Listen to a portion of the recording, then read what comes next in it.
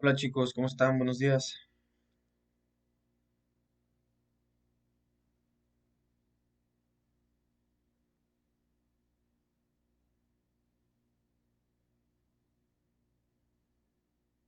Buenos días, chef. Bien, ¿y usted? Bien, bien, con sueño, pero bien. Qué bueno que están bien.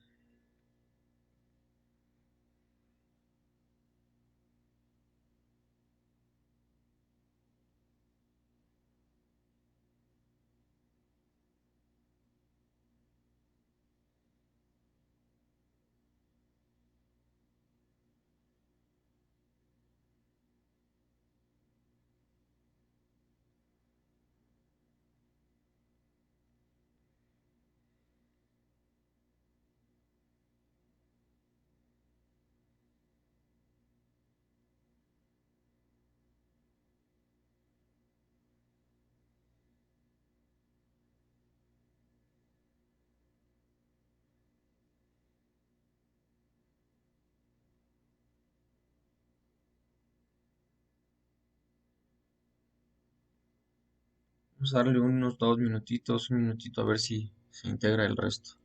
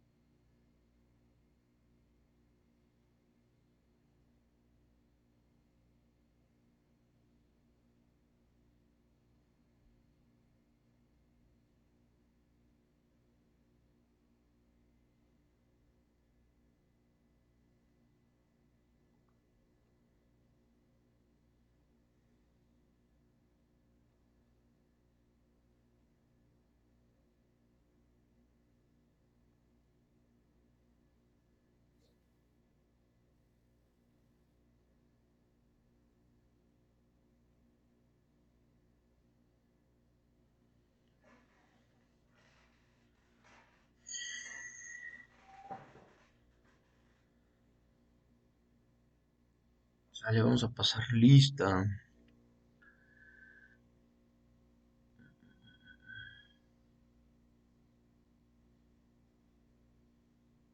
Por ahí.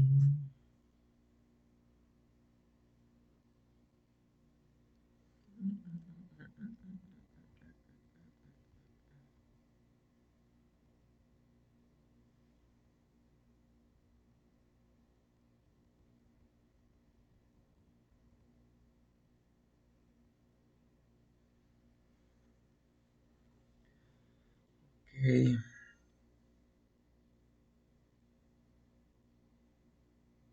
Mm,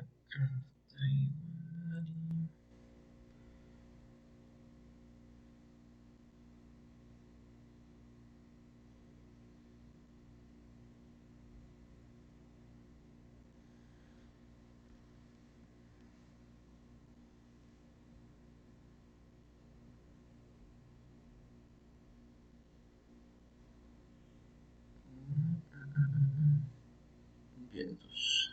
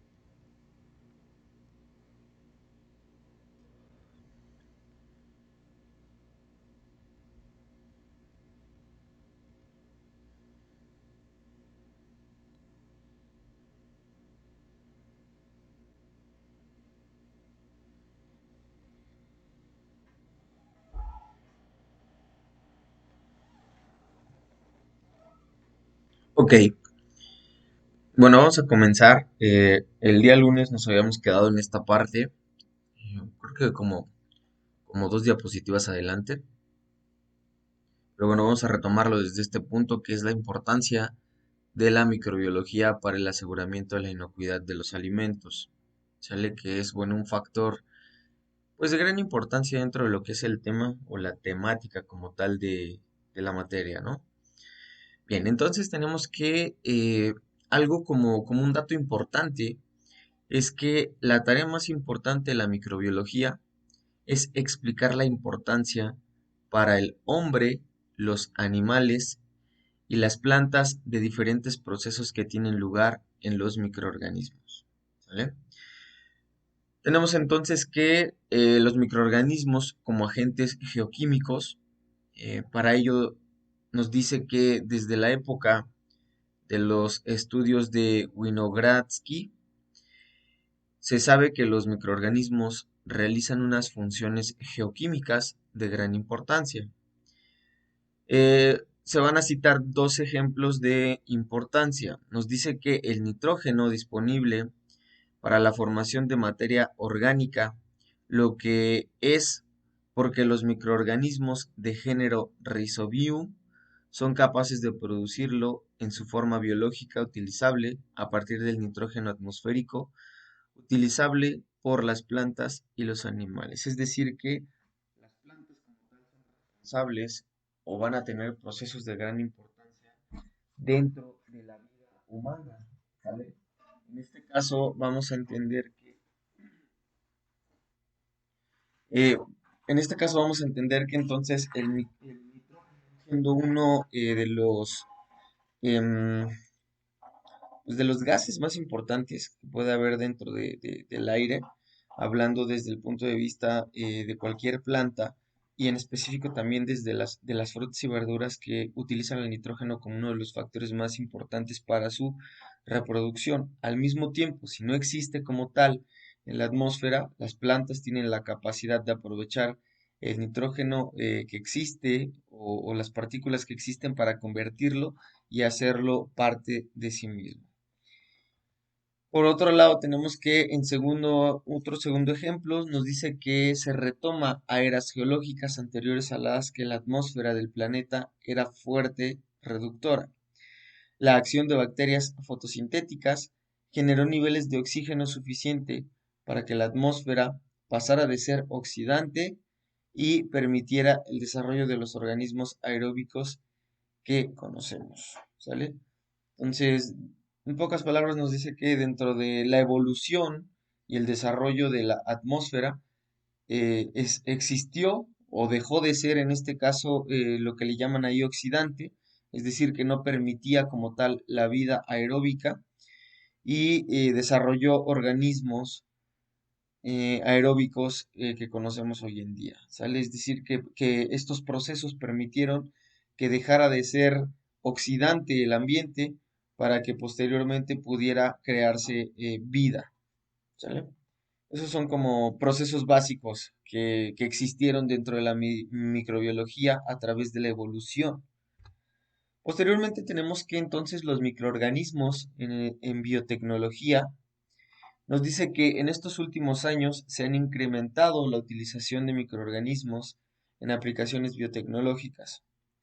Esto es en la utilización de conocimientos sobre la biología molecular y genética de los microorganismos para poder dirigir en ellos la producción de compuestos de interés, en este caso los fármacos, anticuerpos y para el desarrollo de técnicas bioquímicas de diagnóstico molecular. ¿Sale? Entonces, vamos a tener que, desde el punto de vista de la biotecnología, este tipo de microorganismos nos van a permitir como tal la generación principalmente de los fármacos y de los anticuerpos. Ahora bien, gran ejemplo de ello es justamente todos aquellos medicamentos benéficos para el cuerpo, ¿sale? En este caso, por ejemplo, si ustedes, bueno, no sé, podemos encontrar lactobacilos, podemos encontrar ay, ¿cómo se llaman estas cosas? Bueno, igual los que sirven para proteger la flora intestinal, no recuerdo muy bien el nombre. Oh, oh, oh, oh, oh. Son, mm, no me acuerdo. Bueno, pero es un tipo de medicamento que una persona toma después de haber tomado bastante medicamento y te ayuda a la regeneración de la flora intestinal. No recuerdo bien el nombre ahorita, pero bueno, te ayuda también a ese tipo de cosas. Vuelvo a repetir, a lo mejor los lactobacilos, por solo mencionar algunos. Ajá, entonces un gran ejemplo de este punto de lo que es la biotecnología. Por otro lado, tenemos también que hay microorganismos o la presencia de los microorganismos en los alimentos ha generado pues mucho interés, mucha importancia. Tenemos entonces que la importancia de los microorganismos en los alimentos es más evidente. La producción de alimentos por técnicas microbiológicas es una actividad de larga historia. Los microorganismos alteran los constituyentes de los alimentos de forma que los estabilizan, permitiendo su mayor duración, y además proporcionan compuestos que confieren sabores característicos a los alimentos por ellos producidos. Esta faceta se complementa con la acción de microorganismos alterantes de los alimentos y responsables de su deterioro, de forma que se hagan inaceptables o aceptables por medio de los consumidores, ¿sale? Entonces vamos a tener que los microorganismos en los alimentos desde tiempos inmemorables ha tenido pues factores importantes, ¿no? Hablando de, por ejemplo, desde el punto de vista de lo más viejo que es la levadura, ajá. Entonces vamos a tener que tales importancias han llevado a grandes descubrimientos hasta, bueno, hasta tal punto que hoy en día se siguen utilizando, ¿no? O sea, hablemos de los quesos, hablemos de los lácteos, hablemos de la cerveza, hablemos, bueno, en este caso si hablamos de microorganismos patógenos o que echan a perder los alimentos, pues podemos hablar de todas las frutas, de todas las verduras, podemos hablar de la carne, del pescado, entre algunos otros. ¿Sale? O sea, por no mencionar solo uno, hablemos de que en general pueden existir grandes variedades o existen grandes variedades, en este caso, de lo que son tanto bacterias como hongos, o en este caso mos, los que responsables de que este tipo de alimentos obtengan cambios a través del tiempo. Desde el punto de vista sanitario, tenemos que los alimentos pueden ser vehículos de infecciones, ingestión de microorganismos patógenos o de intoxicaciones, que es la ingestión de toxinas producidas por los microorganismos graves. En este sentido, se han desarrollado las técnicas de control microbiológico de los alimentos. Estas técnicas de control microbiológico de los alimentos es lo que comúnmente conocemos como métodos de conservación. ¿Sale? Estos métodos de conservación son aquellos que nos van a permitir alargar el tiempo de vida de un producto o evitar el desarrollo microbiano dentro de ese producto. Hablemos de cualquier producto, a final de cuenta el objetivo es el mismo. Vamos a poner un ejemplo. Por solo recordar a lo mejor algunos métodos, si nosotros hablamos a lo mejor de la adición de azúcar o si hablamos de la adición de sal, que en este caso son pues polos opuestos, uno es salado y uno es dulce, a final de cuenta el objetivo es el mismo. Y el objetivo es controlar el crecimiento microbiano para impedir o alargar el tiempo de vida del producto. ¿Sale? En este caso, lo que hacemos con, ¿cómo se le dice? Con la sal, como tal, es estabilizar el nivel de, ¿cómo se llama? Estabilizar el nivel de acidez del producto. Y entonces las altas cantidades de sal o la alta concentración salina nos va a permitir que el microorganismo se estabilice, es decir, que no crezca y se quede fijo en un solo punto. Lo mismo va a pasar con la adición de azúcar. El microorganismo necesita un medio que le permita su desarrollo. Ajá, en este caso puede ser un medio ácido, ajá, o regularmente son medios ácidos, no tanto medios alcalinos. Entonces lo que nos va a hacer la adición de azúcar es que de igual forma, al tener suficiente azúcar para que se pueda, ¿cómo se llaman? Concentrar todo esto, hablemos de las frutas, a lo mejor de la fresa, no sé, lo que va a permitir es que esta alta concentración de azúcar va a impedir que exista también un desarrollo o un crecimiento microbiano. Bien, tenemos entonces que muchas veces la causa de la contaminación del alimento se debe a medidas higiénicas inadecuadas en la producción, preparación y conservación, lo que facilita la presencia y el desarrollo de microorganismos que, producto a su actividad y haciendo uso de sustancias nutritivas presentes en este, lo transforman volviéndolo inaceptable para la salud humana. Sale aquí hay tres factores muy importantes que se acaban de mencionar.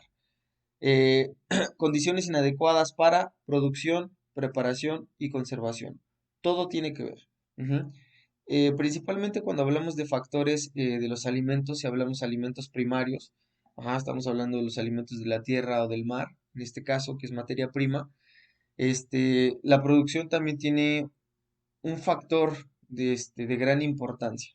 O sea, hablemos entonces que la producción va, por ejemplo, si hablamos, no sé, de unas espinacas, ¿no? Se me ocurren ahorita. Si hablamos de unas espinacas, vamos que desde el factor producción, estamos hablando a lo mejor desde la siembra, estamos hablando desde el cuidado, estamos hablando de la riega del mismo. Posteriormente la preparación, que es decir, manipulación, lavado, etcétera, y conservación. En este caso, la parte de lo que es la conservación tiene que ver en cómo lo llevo a cabo, ¿no? En este caso, ¿cuál es el tipo de conservación que puede tener una espinaca?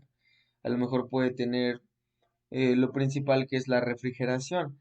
¿Por qué no conviene a lo mejor congelar espinacas? Hay veces que la espinaca, recordemos que lo que es la congelación es la congelación de las fibras como tal del producto y la generación de cristales dentro del mismo.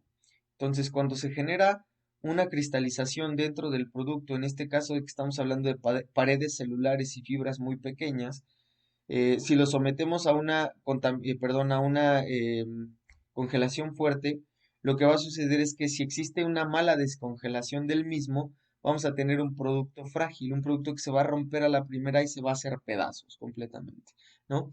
Entonces, tanto los factores de producción, factores de conservación y de preparación son muy importantes para la no producción de desarrollo o, bueno, en este caso de factores microbianos.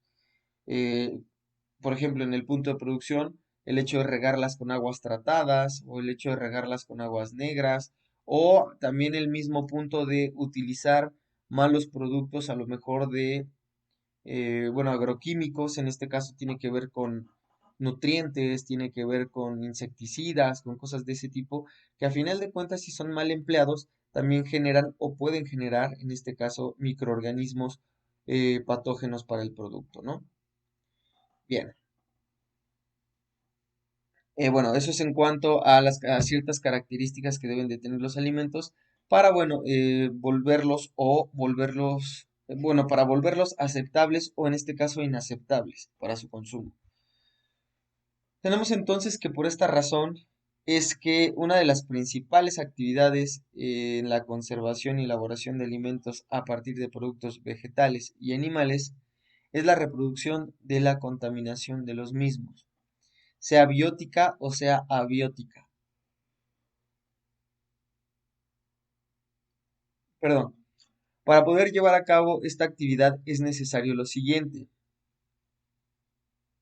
identificar los agentes contaminantes y las fuentes de contaminación, caracterizar el potencial tóxico de los agentes y las sustancias contaminantes individualmente, valorar en términos reales el impacto sobre la salud del consumidor, controlar los niveles de contaminantes en los alimentos y establecer programas prácticos para las personas involucradas en estos sectores de la cadena alimentaria: productores primarios, secundarios, transportistas, distribuidores, organismos de control y consumidores.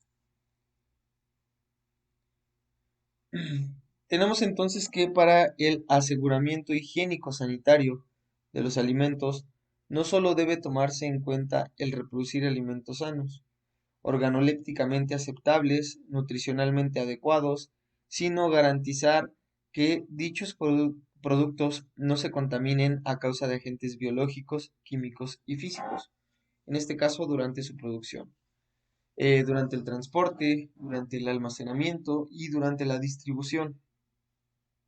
así como la manipulación e inmediata preparación para su consumo. ¿Sale? Entonces vamos a tener que el aseguramiento higiénico va a ser de los factores más importantes y lo que se va a buscar dentro del producto. Eh, Anteriormente, o hace algunos años antes de que existieran como más leyes sobre los alimentos o sobre normas que tienen que regir, por ejemplo, en este caso la industria alimentaria, en este caso hablemos de algunos productos elaborados o preelaborados. Ajá. Vamos a tener que las normas eran como muy básicas, o sea, realmente no había mucho que hacer al respecto. Tuvieron que pasar como ciertos accidentes o tuvieron que pasar como, bueno, sí, en este caso tuvieron que pasar como distintos accidentes para que el gobierno, por medio de las personas o la sociedad, pudieran implementar leyes o normas de seguridad e higiene. Ujú. Sí existían, pero pues eran normas que beneficiaban principalmente a lo que es el empresario o a la industria, ¿sale? Y no tanto normas que beneficiaran como tal al consumidor. Hasta que posteriormente, bueno, el consumidor levantó la voz y dijeron, ok, pues está sucediendo esto y por consumir tales productos está pasando esto, entonces, ¿qué vamos a hacer? Gobierno, ¿qué es lo que vamos a hacer? Vamos a proponer algo nuevo. ¿Cuáles son las normas que tenemos que hacer? Bla, bla, bla, bla, bla. Gran ejemplo de ello, por ejemplo, el famosísimo distintivo H, que surgió en la zona o en zonas hoteleras o turísticas de México. ¿Esto para qué? Para garantizar la inocuidad, para garantizar el manejo higiénico de los alimentos que se tiene dentro del establecimiento y por lo tanto que todos los turistas que visiten este tipo de lugares estén seguros de que están consumiendo un producto libre pues de microorganismos, un producto sano que pues no les va a causar ningún daño y pueden comer con confianza todo lo que quieran, ¿sale? Eso es un gran ejemplo de esto. Tenemos entonces que los alimentos, sean de origen animal o vegetal, pueden fácilmente presentar contaminación por microorganismos. Esta contaminación, esta contaminación es una de las más estudiadas y puede presentar un riesgo para la salud. Se tienen ejemplos de epidemias cuyas fuentes de contaminación han sido alimentos con altos índices de microorganismos y la actividad de ellos, que incluye, entre otras cosas, la producción de toxinas que afectan a la calidad del producto. Esto es muy cierto, o sea, realmente esto es muy, muy, muy cierto y gran ejemplo de ello, no me van a dejar mentir ustedes, no sé si se acuerden, que hace algunos años, ¿qué? Unos 3 años yo creo, 2, 3 años por ahí así, hubo un caso muy fuerte aquí en Chapingo de que, bueno, de la intoxicación o enfermedad de muchos de los alumnos por medio de el comedor. Ujú.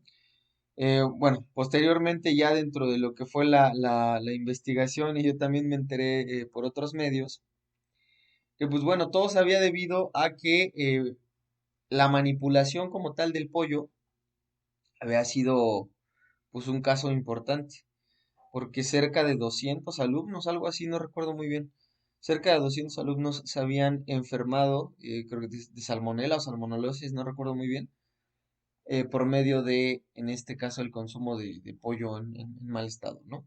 Y entonces ahí salió el peine, porque, pues, bueno, no sé ustedes, bueno, yo les pregunto a ustedes, chicos, eh, no sé si tengan alguna referencia o hayan escuchado algo sobre la manipulación de productos, o en este caso, el manejo correcto o higiénico de los alimentos dentro de las instalaciones de los comedores pues de la Universidad de Chapingo. No sé si han escuchado algo ustedes.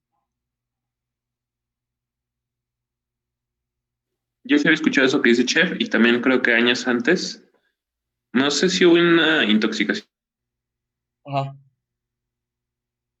que se utilizaron ahí también. Y bueno, pues sí, bueno, en la cafetería que teníamos ajá. del liceo, pues escuché varias veces que le comentaban que pues al día siguiente o ese mismo día les daba diarrea o cosas así. Principalmente en comidas que organizaban pues para invitados, ¿no? Sí, claro. Fíjate que, bueno, ahorita que lo mencionas, por desgracia, Sí llegué a escuchar esos comentarios sobre la cafetería, pero fíjate que yo, bueno, el tiempo que llevo en el liceo, la verdad es que nunca he comprado alimentos en el liceo. Si acaso me he comprado así como, no sé, un agua o algo por el estilo, pero no sé, o sea, no he sentido como, o no he tenido como la necesidad de comprarme algo, pero sí he escuchado comentarios donde, ay, principalmente creo que, si no mal recuerdo, uno de esos comentarios fue justamente de la chef Ace, que ella misma había tenido problemas en el estómago por haberse comprado algo ahí en la cafetería. Pero sí, bueno, volviendo a lo mismo y también retomando el punto que les decía de Chapingo, han sido factores de gran importancia. Yo, bueno, la verdad es que he tenido la oportunidad de estar tras bambalinas en los comedores industriales, tanto en el comedor central como en el comedor campestre, y desafortunadamente, digo, tienen todo para, para hacer las cosas bien, ¿sabes? O sea, realmente cuentan con buenos espacios, cuentan con buenos manuales, porque en realidad tienen manuales, cuentan con personal hasta cierto punto calificado que les puedes decir qué hacer. Ajá, y desgraciadamente, como la mayoría de los trabajadores de la cocina están hechos pues empíricamente, o sea, realmente están hechos porque pues les tocó chambear ahí en el comedor. Este, Hay unos que a lo mejor con el paso del tiempo pues van aprendiendo y van sabiendo cómo se tiene que manejar el asunto. Pero aquí la situación es la siguiente. Hace tiempo también fui partícipe de una tesis de unos alumnos que justamente hicieron sus prácticas profesionales en los comedores de ahí. Y la serie de inconsistencias que existen en estos lugares son muy altas, muy, muy, muy altas. Empezando desde la recepción del producto hasta la elaboración del mismo, hay muchas inconsistencias que tú dices, pues, ¿por qué no se enferman más seguido, no? O sea, realmente sí hay como cosas que tú te quedas, órale, ¿no? Solo voy a citar un ejemplo. Eh, Uno de los ejemplos como muy claros es, por ejemplo, la recepción de productos. La recepción de productos es como hablando ya como de comedores industriales, estamos hablando de que pues tienes que verificarlo, ¿no? Ejemplo, cuando les llega carne, cuando les llega pollo, es muy raro que metan marisco, ¿no? Pero cuando les llega carne o pollo, tienen una forma de recepción un tanto extraña. Vamos a poner un ejemplo. La forma correcta, a lo mejor, de recepción de un producto congelado es que cuando tú estás en recepción y tú vas a recibir ese producto, número uno, antes de recibirlo, eh, tienes que verificar la temperatura de tu producto. Es decir, si te están entregando un producto congelado, tienes que encontrarlo o tienes que verificarlo. En este caso, por ejemplo, si es carne, que se encuentra la temperatura correcta. Si no se encuentra la temperatura correcta de recepción, tienes todo el derecho de decirle al repartidor, o en este caso al transportista, que no quieres el producto. Decirle, ¿sabes qué? Pues mira, pues realmente no viene la temperatura. O sea, híjole, discúlpame, pero no puedo, ¿no? Y te lo tienen que cambiar y te tienen que llevar uno nuevo, entre algunas otras cosas, ¿no? O por ejemplo, si viene en refrigeración, ok, también en su temperatura de refrigeración o con las características adecuadas de recepción. Ahora, no sirve de nada que tú digas, ok, a ver, voy a verificar la temperatura y cuando hagas recepción, literal dejes el producto pues cerca de la puerta o fuera de la cámara de refrigeración, pues porque a la gente le da huevo acomodarlo, ¿no? Entonces, una de las cosas muy importantes que ha sucedido en ese punto y algo que sucedió justamente en este problema del pollo yo les comento que existió aquí, es que tras la recepción del pollo que hubo esa vez, ajá, a X personas, trabajadores, ujú, dijeron, ah, pues bueno, vamos a hacer la recepción, ahorita lo apilamos aquí en la entrada, además viene frío, no pasa nada, y pues en un ratito lo acomodamos en cámara de refrigeración, ¿no? No pasa nada. Entonces, oh sorpresa, sí pasó porque, pues bueno, regularmente van a dejar los productos, me parece que a las 5, entre las 5 y las 7 de la mañana. A veces van a dejar la producción ya sea para el día siguiente o para la cena, no recuerdo muy bien, porque tienen diferentes horarios.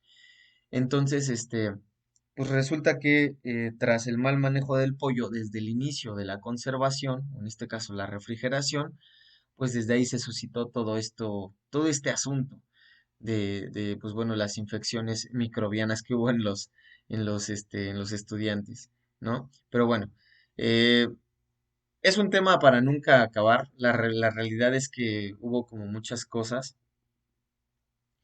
y pues ahora sí que ni qué decir, ¿no? Obviamente los que están dentro de la cocina van a decir que ellos manipularon de manera correcta el alimento y bla, bla, bla, ¿no? Pero vuelvo a repetir, dentro de algunos conocidos que están dentro de y que estuvieron justamente ese día, pues bueno, yo también tuve la oportunidad de enterarme, pues en realidad qué fue lo que sucedió, ¿no? Pero bueno, siguiendo con esto, vamos a hablar sobre unos aspectos generales de los microorganismos. Vamos a empezar desde el punto de vista de la clasificación de las células, o hablando un poquito de las células. Vamos a tener que en general las células procarióticas son más simples que las eucarióticas, ya que contienen membranas internas que diferencian a órganos celulares. Por solo mencionar algunos, el aparato de Golgi, el retículo endoplásmico, las vacuolas, etcétera, las cuales no están presentes en las células procariontas. El citoplasma es continuo y y en él se encuentran los encargados de la traducción del mensaje genético de las proteínas. Las células procarióticas son pequeñas o muy poco puede aprenderse de su estructura, sin el empleo de un microscopio electrónico. Estas células procarióticas tienen una estructura simple, carecen de complejos organelos internos que se encuentran en las eucarióticas, y su material genético no está presente en el núcleo reducido por una membrana. ¿Sale? Entonces vamos a tener que de la diferencia que va a existir entre las células procarióticas y eucarióticas, vamos a tener que las procarióticas son más grandes, son más fácil de distinguir, ajá, y, por ejemplo, en el caso de bueno, perdón, me estoy divagando. Las procarióticas son más chicas y las eucarióticas son más grandes. Es más difícil estudiar las procarióticas dado que necesitamos un microscopio electrónico y las eucarióticas, digamos que las partes que va a tener en este caso la célula o la célula como tal va a ser una célula más grande, lo que te va a permitir que su estudio sea más rápido y que su estudio se pueda hacer como más fácilmente. Tenemos entonces que, hablando específicamente de la célula bacteriana, en este caso una célula procariótica, esta está constituida por la membrana celular que está rodeada por una pared celular hacia el interior de la célula, en el cual vamos a encontrar un citoplasma con un ribosoma o ribosomas y una región nuclear, también conocida como nucleoide. Y esta está presente en algunos casos gránulos en las vesículas o en ambos. Y pueden tener estructuras externas como flagelos, fimbrias y cápsulas. ¿Sale? Es como una estructura, ay, como una estructura básica de lo que es una célula procariótica. En este caso, hablando de células bacterianas, porque las células bacterianas se encuentran dentro de la clasificación de las células procarióticas. Bien, tenemos algunas partes importantes de este tipo de células y es importante pues mencionarlas porque tienen funciones específicas dentro de este tipo de microorganismos. Por ejemplo, la pared celular nos dice que es una estructura fundamental de la bacteria. Le brinda rigidez a la célula, protección osmótica, es la responsable de la formación celular y del comportamiento de las bacterias frente al ticón de Gram. Desempeña un papel importante en la división celular e intervienen en su propia biosíntesis. ¿Sale? Por otro lado tenemos la membrana citoplásmica, donde nos dice que es la barrera que separa la parte externa e interna de las células. Se encuentra rodeando, perdón, al citoplasma. Es una estructura fundamental de la célula. Presenta cationes de calcio, magnesio y le da estabilidad y también está formada por fosfolípidos y proteínas. Es una barrera lentamente selectiva y posibilita que la célula acumule metabolitos, perdón, y excrete sustancias de reserva. A nivel de membrana ocurren todos estos mecanismos de transporte. Tenemos por otro lado el citoplasma, el cual constituye la mayor parte del contenido celular en una sustancia semifluida, que está delimitada por la membrana citoplásmica y posee elevado contenido de agua, así como sustancias químicas como tales carbohidratos, enzimas, lípidos, proteínas. Nos dice entonces que el citoplasma o en el citoplasma ocurren reacciones químicas metabólicas y anabólicas. En este caso también tenemos el nucleoide o región nuclear, que es la zona donde se halla el material genético. No existe una membrana nuclear ni aparato mitótico que pueda considerarse como un cromosoma único. Los ribosomas, que también, o estos están compuestos por el ARN y de proteínas, donde su función principal es la de la síntesis de las proteínas. Los ribosomas de procariontes son menores que los de los eucariontes, es decir, que son más sencillos. Por otro lado tenemos la endóspora bacteriana. Nos dice que solo algunos géneros bacterianos son capaces de producir endóspora. El proceso de esporulación consiste en la modificación morfológica de la célula vegetativa en espora, la cual es capaz de sobrevivir largos periodos en condiciones adversas al medio. La endóspora contiene toda información genética de la célula vegetativa, toda la información, perdón, cuando las condiciones ambientales, en este caso físicas, químicas, nutricionales, le dieron lugar a la endóspora, se restablecen y ocurre el proceso de germinación que da lugar a una célula vegetativa. Ok, vamos a dejarla hasta aquí, chicos. Ahorita retomamos, vamos a darle 10 minutitos y retomamos ahorita el tema. Los veo de regreso 7:53.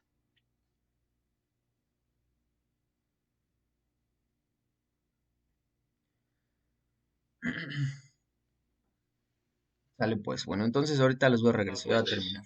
Sale pues.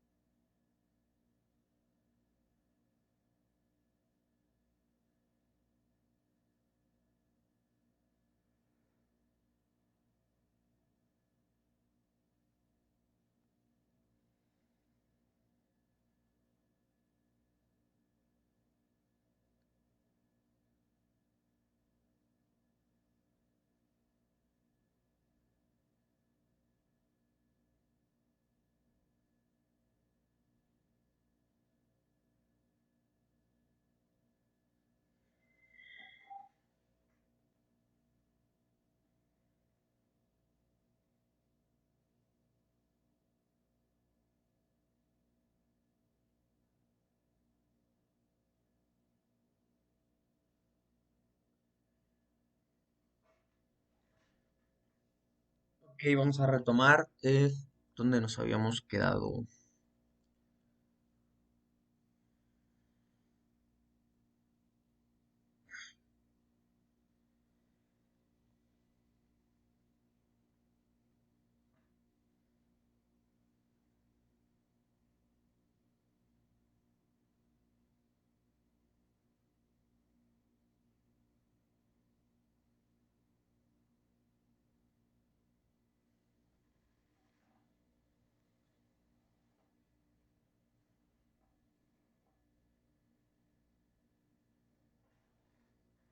Sale.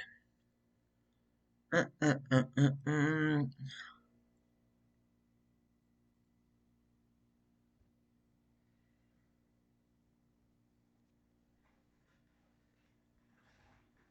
Bien, entonces estábamos hablando un poco sobre las partes de la célula, ¿sale? Procariótica principalmente. Bueno, de hecho ahorita estábamos o estamos en esta parte de la célula procariótica. Ajá. Vamos a tener entonces que, bueno, otras partes importantes,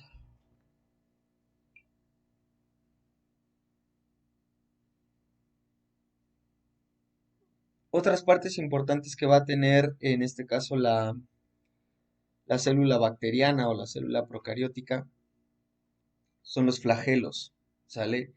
En este caso los flagelos están compuestos en su totalidad por proteínas y nos dice que el flagelo tiene tres partes, lo que es la estructura basal, la estructura de manera de gancho y el filamento largo. Estos son los responsables del movimiento, es decir, órganos de la locomoción para las formas que los poseen.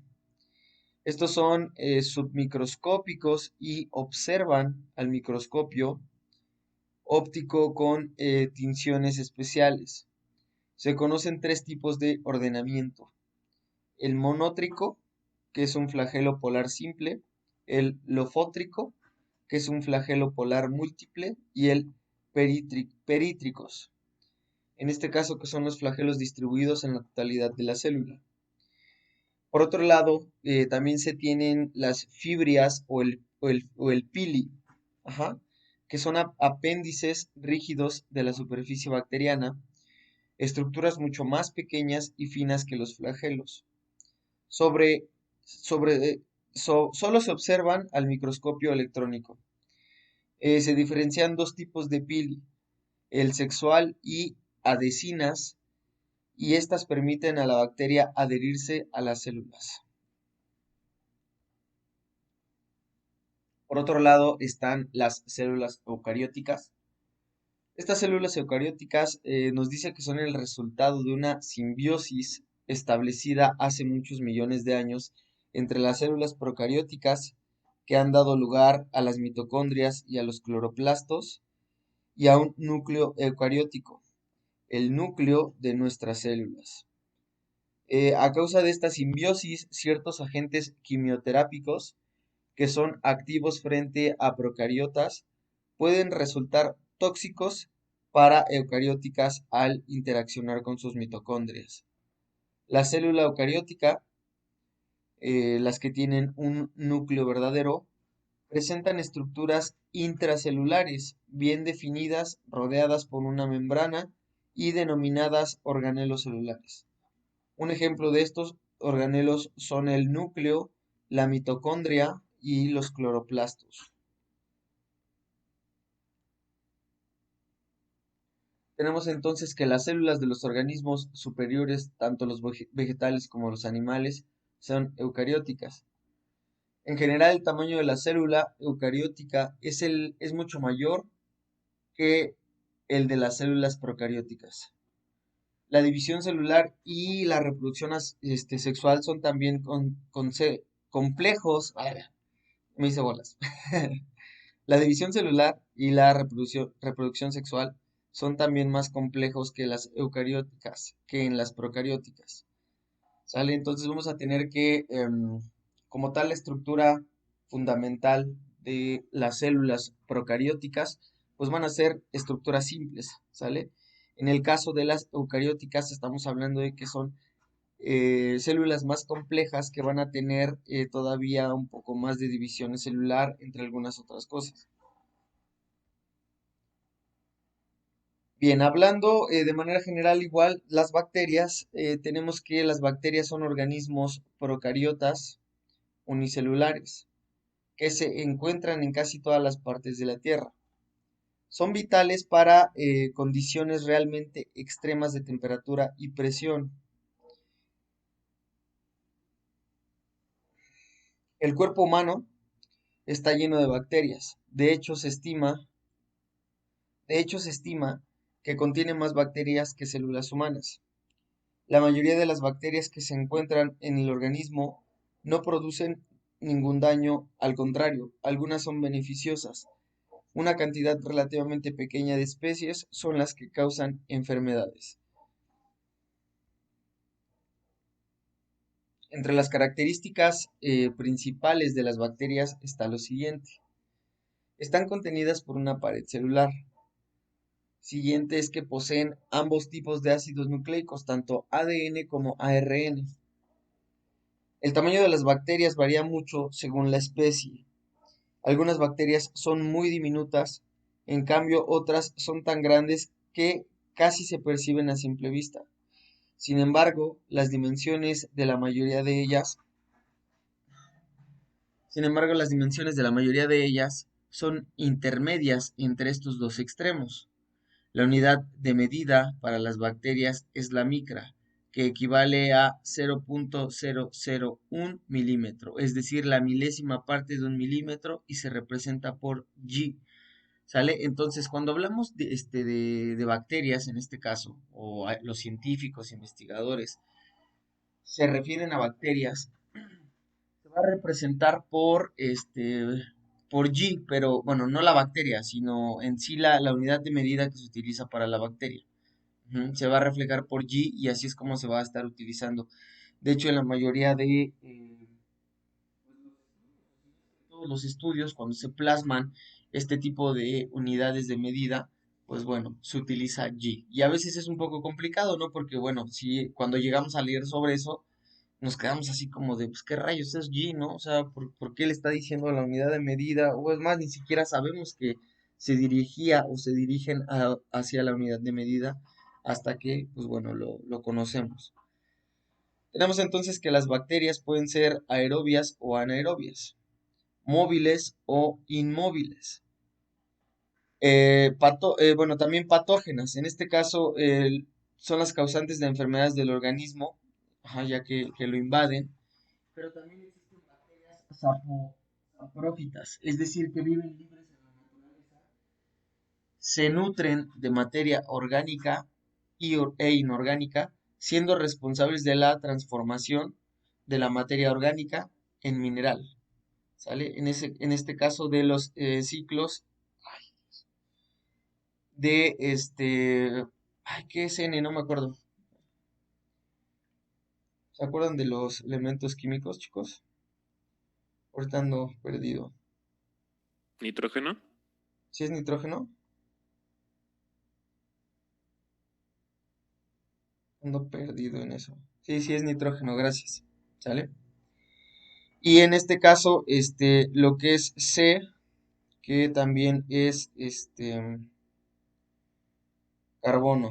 Sí, ando muy perdido ahorita con elementos químicos. A veces se me olvidan.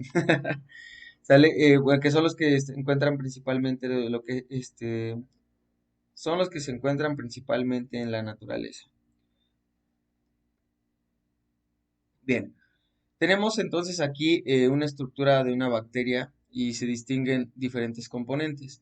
Obviamente la clasificación está pues establecida en base al elemento o a la estructura que está dentro de la estructura, ¿sale?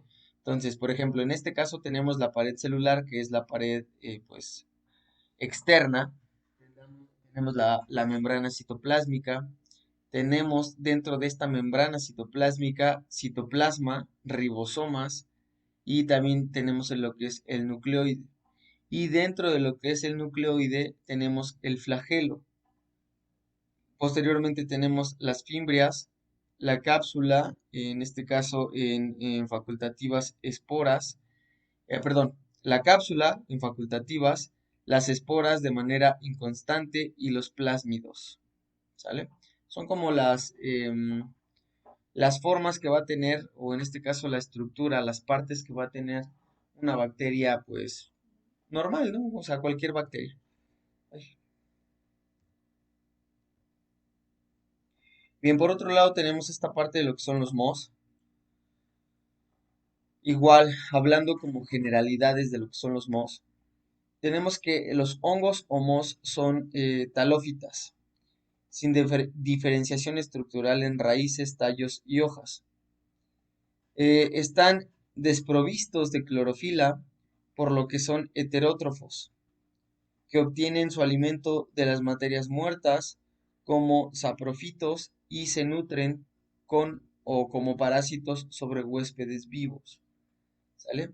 Entonces, bueno, vamos a tener que estos microorganismos, en este caso estos hongos o estos mohos, van a ser aquellos que como tal, eh, pues van a alimentarse de varias características del alimento, ¿no?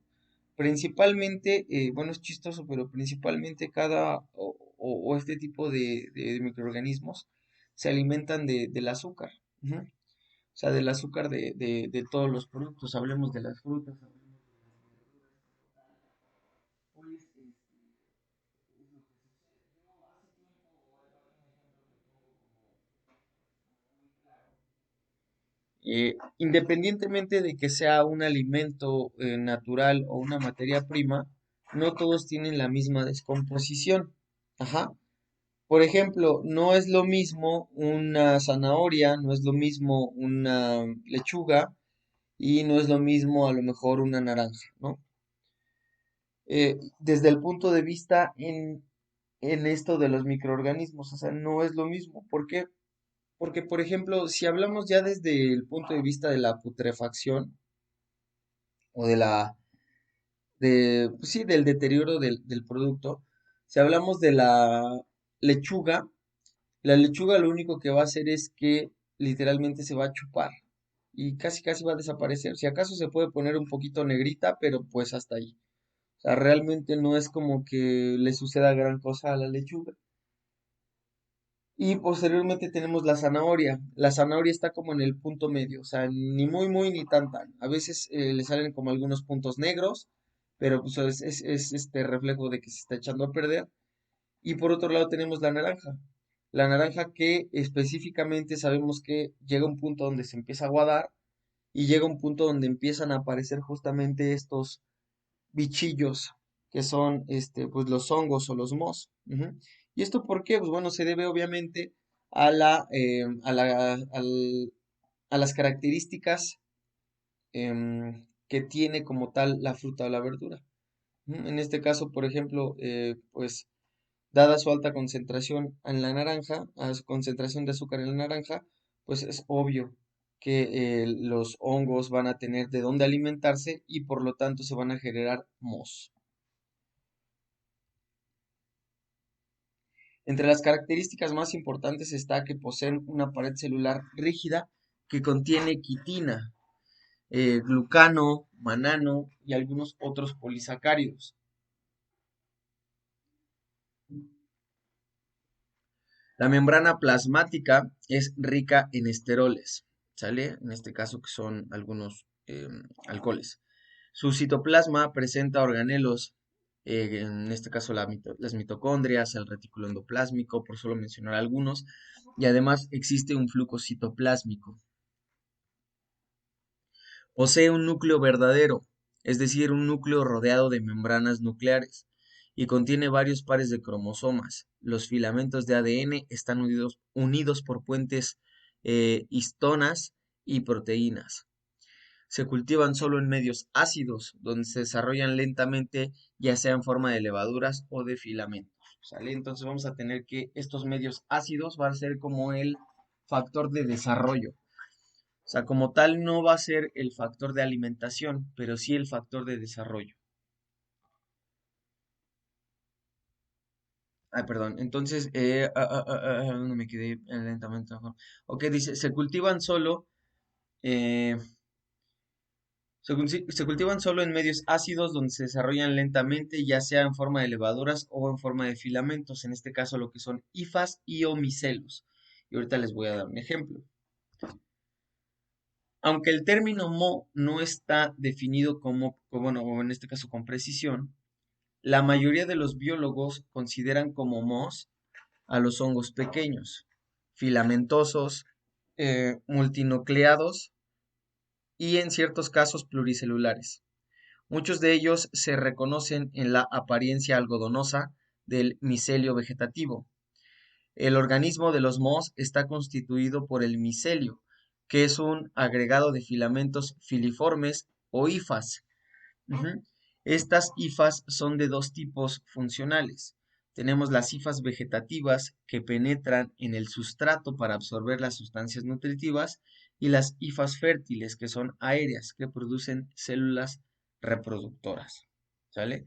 Ahí tenemos un ejemplo o una imagen de lo que son en este caso las hifas o los filamentos filiformes.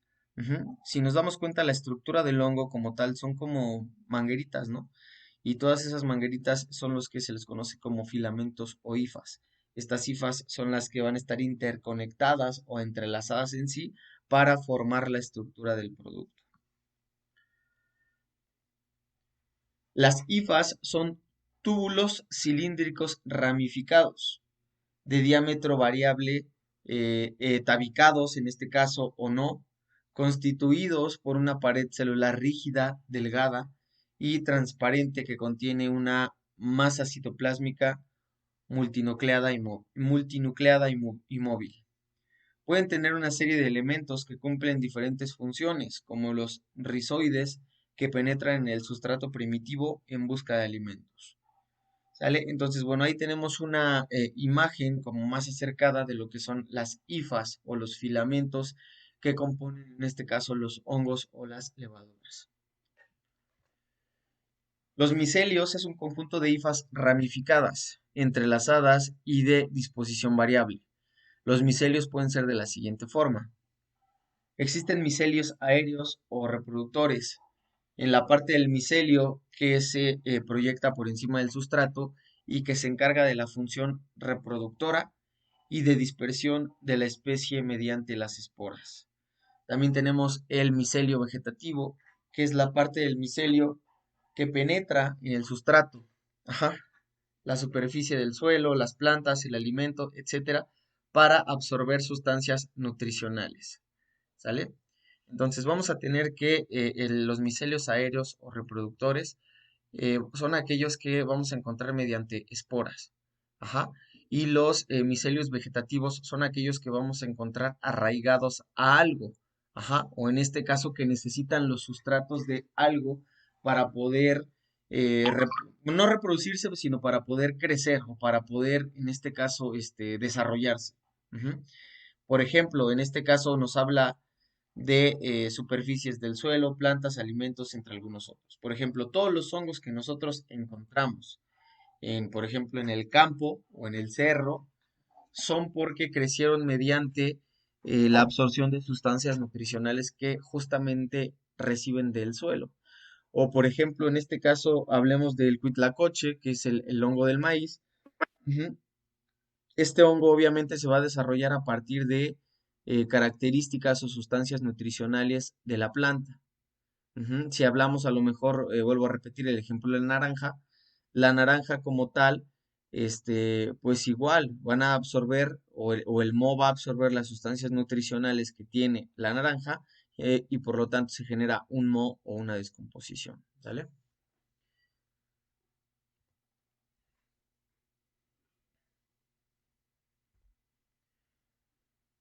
Ah, ah, ah, ah, ah. Ok. Tenemos que también se conoce un pseudomicelio, que es una estructura de transición entre la colonia, en este caso lo que es el talo unicelular o pluricelular, que presentan algunos hongos unicelulares como la candida. La dimórfica, que son hongos que pueden existir tanto en forma de levadura o de filamento, según el medio en el que se encuentren. Ejemplo, la Histoplasma capsulatum, las coccidoides, los paracoccidoides, los blastomices y los sporitrix, ¿sale?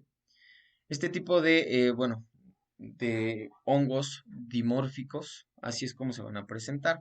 Y por ejemplo, bueno, ahí tenemos igual otro ejemplo, ¿sale? U otra imagen que nos habla justamente de, pues, la forma que tienen estos micelios, ajá, todos estos micelios, cómo se van a repartir y cómo van a establecerse.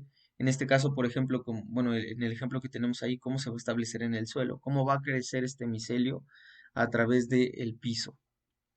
Ajá. Nos damos cuenta que entonces tenemos que el cuerpo filamentoso o el cuerpo de hifas del producto va a estar directamente conectado con los micelios, que son los que van a absorber todos los nutrientes, ya sea de la planta, de la fruta, etcétera. Tenemos entonces que la identificación de los hongos depende en gran medida de las características morfológicas, tales como el tipo, la disposición de esporas, y fisiológicamente los mohos se adaptan a condiciones más severas que los microorganismos. Por ejemplo, los mohos se desarrollan en sustratos con concentrados de azúcares que las bacterias no pueden tolerar, ya que los mohos no son tan sensibles a la presión osmótica elevada. Los mohos toleran y se desarrollan en concentraciones de acidez relativamente elevadas. Soportan escalas de pH de entre 2 a 9, pero el pH óptimo para casi todas las especies es de 5 a 6. ¿Sale? Entonces, vamos a tener, aquí nos dice algo muy importante. Nos dice que el moho también se desarrolla en concentraciones altas de azúcar. Eso sí es cierto. Un claro ejemplo de ello son las mermeladas comerciales. Por ejemplo, en las mermeladas comerciales, cuando ustedes destapan esa mermelada y a lo mejor no la meten a refrigeración o lo dejan, no sé, a temperatura ambiente como una semana, en esa semana, en la parte de arriba de la mermelada van a aparecer estos mohos, ¿sale? Estos hongos. ¿Por qué? Porque como tienen mayor tolerancia a la acidez, tienen pues es más fácil que se reproduzcan. De hecho, por ejemplo, una mermelada no se echa a perder como tal, o sea, no te sabe fea, simplemente aparecen mohos en la parte de arriba. Tenemos también que, a ver, denme un segundito, por favor. Mm, mm, mm, mm, mm.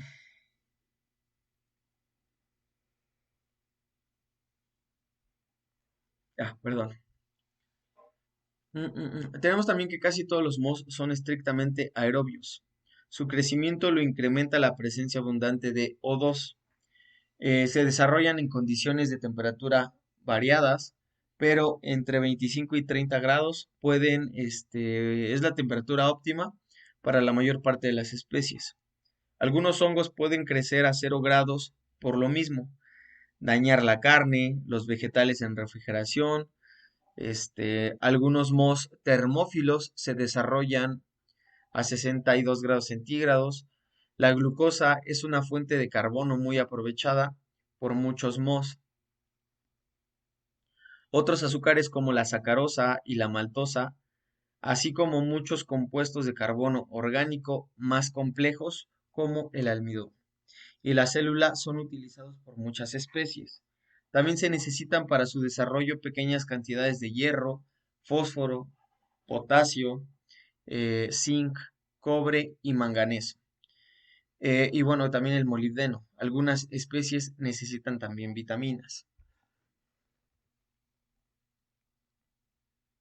Bien, un grupo muy importante eh, lo constituyen las famosas levaduras, que son organismos monocelulares de formas muy variadas, desde esféricas, ovoides y elipsoidales hasta cilíndricas, alargadas y aún filamentosas.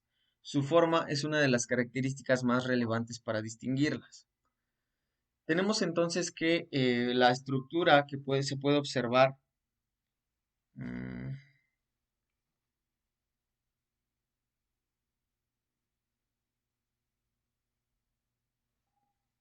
perdón, las estructuras que se pueden observar son las siguientes. La pared celular es muy fina en las células jóvenes, pero se van haciendo más gruesas por la edad. La membrana citoplásmica, en este caso que es el funcionamiento de esta barrera osmótica, y es el mismo que en las bacterias. El protoplasma, que es una masa semifluida, el núcleo, que interviene en la reproducción de la célula, las vacuolas, que contienen entre uno o más que están delimitadas por una membrana, y las mitocondrias, que en este caso que son las que presentan como sistemas de membranas. ¿Sale? Ahí tenemos, por ejemplo, tenemos el ejemplo de un grano, o en este caso de la forma de una levadura. Ajá. Si nos damos cuenta, pues bueno, tiene una forma donde se describen cada uno de estos factores que les acabo de mencionar, bueno, y algunos más, ¿no? Encontramos el aparato de Golgi, encontramos una mitocondria, el endosperma, la vacuola, peroxisoma, el gránulo lipídico, la pared celular, la membrana, el núcleo, los microbultos, las vesículas secretorias, las proteínas periféricas, el retículo endoplásmico, por solo mencionarlas, ¿sale? O sea, toda pequeña célula, en este caso de las levaduras, va a tener todas esas características. Bien, eso es nada más en cuanto a grandes rasgos de lo que son las bacterias. Perdón, los mos y las bacterias. Ahora vamos con la parte de los virus. Nos dice entonces que un virus es una partícula de código genético, en este caso que puede ser ADN o ARN, encapsulada en una vesícula de proteínas. Los virus no se pueden replicar por sí solos, necesitan infectar células y usar los componentes de la célula huésped para hacer copias de sí mismo. A menudo el virus daña o mata a la célula huésped en el proceso de multiplicación. Los virus se han encontrado en todos los ecosistemas de la Tierra. Los científicos están... ya me perdí. Los científicos estiman que sobrepasan a las bacterias en razón de 1 a 10, puesto que los virus no tienen la misma biología de las bacterias. No pueden ser combatidos con antibióticos. Tan solo las vacunas o medicamentos antivirales pueden eliminar o reducir la severidad de las enfermedades virales, incluyendo el SIDA, el COVID, el sarampión y la viruela, por solo mencionar algunos. Tenemos entonces que el grupo de los virus es el de organismos más pequeños y se caracterizan por lo siguiente. Poseen un tamaño ultramicroscópico, que son invisibles al microscopio salvo el poxivirus. Su estructura elemental está formada por un solo tipo de ácido nucleico, ya sea ADN o ARN. El contenido en la cápside, la que a su vez puede o no estar rodeada por una envoltura hipoproteica o por peplos. Carecen de organelos y no poseen ribosomas. Son algunos virus mayores que contienen algunos fermentos. En medios inanimados se comportan como partículas inertes, ya que ellos son incapaces de crecer y multiplicarse. En el medio intracelular ácido nucleico viral utiliza los mecanismos de biosíntesis de la célula huésped para replicarse e inducir la síntesis específica de sus proteínas, que al integrarse al genoma replicado originan nuevos viriones. ¿Sale? Entonces, como tal, existe una biosíntesis. Digamos que la reproducción de los virus es distinta a la de las bacterias. Entonces, vamos a encontrar que existen mayores cantidades de virus en el ambiente. En cuanto a la estructura, se observa lo siguiente. Podemos tener un ácido nucleico que, eh, que puede encontrarse en forma monocatenaria, bacteriana, lineal y circular. La función del ácido nucleico es asumir la información para programar.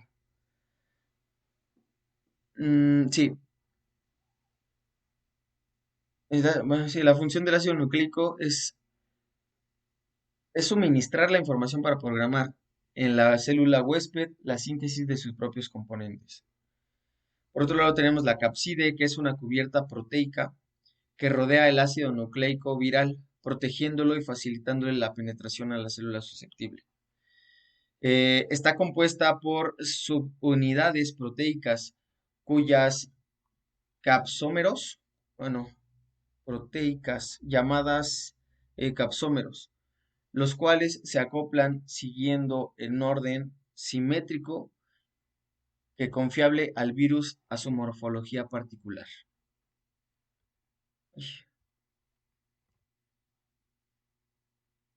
Por otro lado tenemos la envoltura o los peplos. Nos dice que se trata de una membrana lipoproteica que envuelve la nucleocapside viral, que es el ácido nucleico más la capside, y la protege. En algunos virus de la envoltura parten proyecciones o espículas de naturaleza glucoproteica. Según la presencia o no de envoltura, los virus pueden dividirse en los siguientes. Los virus desnudos, que son igual al nucleocapside y que no se encuentran rodeados de péplos. Son resistentes a las condiciones del medio ambiente, a la bilis, y esto se debe a la estructura proteica que poseen. Y también tenemos los virus envueltos. Nos dice que su nucleocápside está rodeada por peplos. Estos virus son sensibles a factores ambientales, tales como la sequedad, el pH gástrico, a la bilis, etcétera. Debido a que en los peplos su estructura lipídica torna más vulnerable al virus. Bien, tenemos entonces que existe también el concepto de lo que es virión, que se determina hacia la partícula viral completa, posea o no envoltura.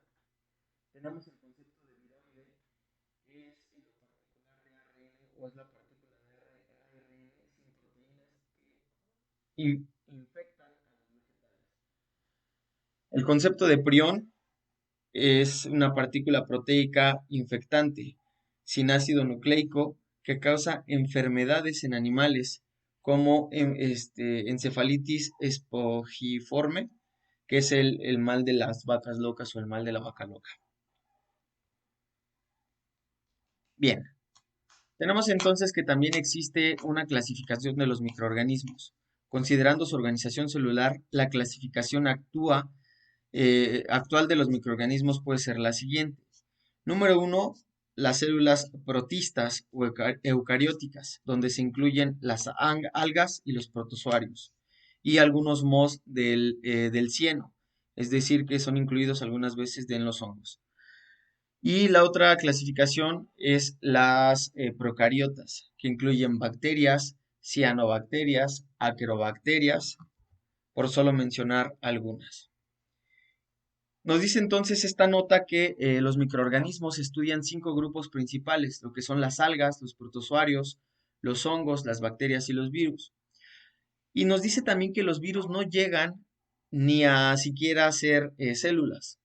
Únicamente cuando se encuentran en asociación con una célula, el virus adquiere la atribución o los atributos del sistema vivo.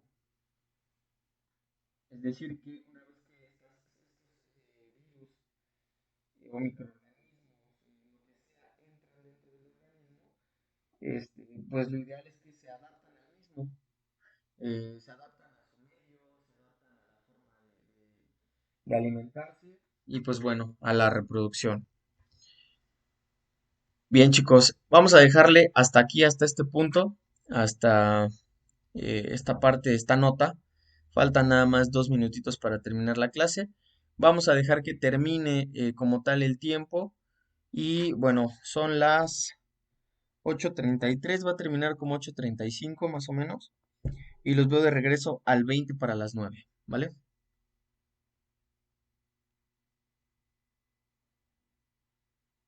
Va, pues. Órale, pues muchas gracias. Los veo de regreso ahorita.